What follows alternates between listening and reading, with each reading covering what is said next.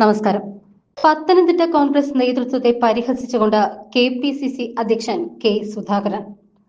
നിങ്ങളെ രണ്ട് തെറി വിളിക്കണമെന്ന് കുറെ കാലമായി കരുതുന്നുവെന്നാണ് സുധാകരൻ പറഞ്ഞത്. 5 നിയമസഭാ സീറ്റിലും ജയിച്ചിരുന്നയിടത്ത് ഇപ്പോൾ ഒരു നക്കിപ്പൂച്ച പോലുമില്ല. അടുത്ത തവണ 5 സീറ്റിലും വിജയിച്ചില്ല എങ്കിൽ നേതാക്കളെയെല്ലാം സ്ഥാനങ്ങളിൽ നിന്ന് ഒഴിവാക്കുമെന്നും സുധാകരൻ മുന്നറിയിപ്പ് നൽകി. ഗ്രൂപ്പ് പറഞ്ഞ് ഓരോരുത്തരെ കെട്ടിയിറക്കിയാൽ നമ്മൾ തമ്മിൽ തെറ്റുമെന്നും നേതാക്കൾക്ക് മുന്നറിയിപ്പുണ്ട്. പത്തനംതിട്ട ജില്ലയിൽ കോൺഗ്രസ് എവിടെയാണ് എന്ന് KPCC അധ്യക്ഷൻ ചോദിച്ചു. ഈ നാടും മണ്ണും കോൺഗ്രസിന്റെ മണ്ണാണ്. അത്തരമൊരു ജില്ലയിൽ 5 സീറ്റ് നേടാൻ പറ്റിയില്ല എങ്കിൽ അത് കഴിവുകേടാണ് എന്നും അദ്ദേഹം പറഞ്ഞു. രണ്ട് തെറി വിളിക്കാനും എനിക്ക് അവസരം കിട്ടിയില്ല എന്നുള്ളത് ഞാൻ ഈ സന്ദർഭത്തിൽ അനുസ്മരിക്കുക.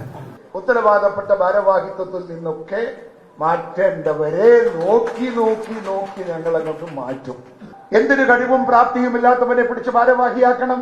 നിങ്ങളെ ജില്ലാ പ്രസിഡന്റും അതിന് ഒരുപാട് താല്പര്യം കാണിച്ചിരുന്നു.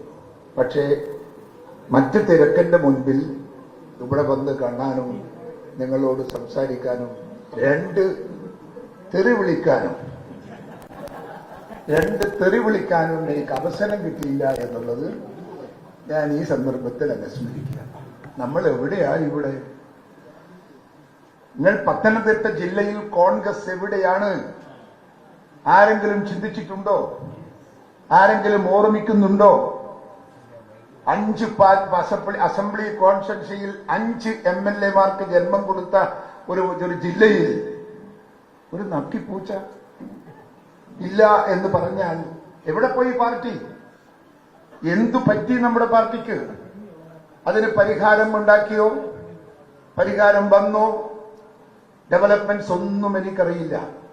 പക്ഷെ ഞാൻ ഒരു കാര്യം ദേ ഇരിക്കുന്ന ഈ പ്രമുഖ നേതാക്കന്മാരെ ഞാൻ ഏൽപ്പിക്കുന്നു. ഈ 5 സീറ്റ് തിരികെ പിടിച്ച് അടുത്ത തവണ നിങ്ങൾ ഞങ്ങളുടെ മുമ്പിലേക്ക് വരാവൂ. ഇല്ലെങ്കിൽ ഉത്തരവാദപ്പെട്ട ഭാരവാഹിത്വത്തിൽ നിന്നൊക്കെ മാറ്റേണ്ടവരെ നോക്കി നോക്കി നോക്കി ഞങ്ങൾ അങ്ങോട്ട് മാറ്റും. ഈ നാടിൽ ഈ മണ്ണും കോൺഗ്രസിന്റെ മണ്ണാണ്. മതേതരത്വം ഈ മണ്ണിന്റെ ഒരു ആത്മാവാണ്. അത്തരമൊരു ജില്ലയിൽ കോൺഗ്രസിനെ പോലത്തെ ഒരു പാർട്ടിക്ക് 5 സീറ്റ് സംഘടിപ്പിക്കാൻ സാധിക്കില്ല എന്ന് പറഞ്ഞാൽ നമ്മുടെ അനാസ്ഥയും നമ്മുടെ കഴിവുകേടുമെന്നല്ലാതെ നമുക്കിത് പറയാൻ സാധിക്കില്ല. അതുകൊണ്ട് ഞാൻ നിങ്ങളുടെ ആവശ്യപ്പെടുകയാണ്. എനിക്ക് I have to get the result. 5 assembly seat വിജയിപ്പിച്ചുകൊണ്ടുള്ള റിസൾട്ട് വരാൻ പോകുന്ന തിരഞ്ഞെടുപ്പിൽ ഇന്ത്യൻ നാഷണൽ കോൺഗ്രസിന് നിങ്ങൾ ഉണ്ടാക്കി കൊടുക്കണം. അതൊരു കരാറാണ്.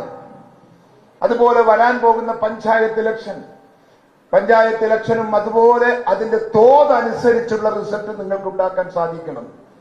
ആ റിസൾട്ട് കാണുമ്പോൾ ഞങ്ങൾക്കറിയാം അസംബ്ലി തെരഞ്ഞെടുപ്പിന് കോൺഗ്രസിന് എന്താണ്, എത്രമാത്രം വോട്ട് ഇവിടെ കിട്ടുമെന്ന് നമുക്ക് കണക്ക് കൂട്ടാൻ സാധിക്കും.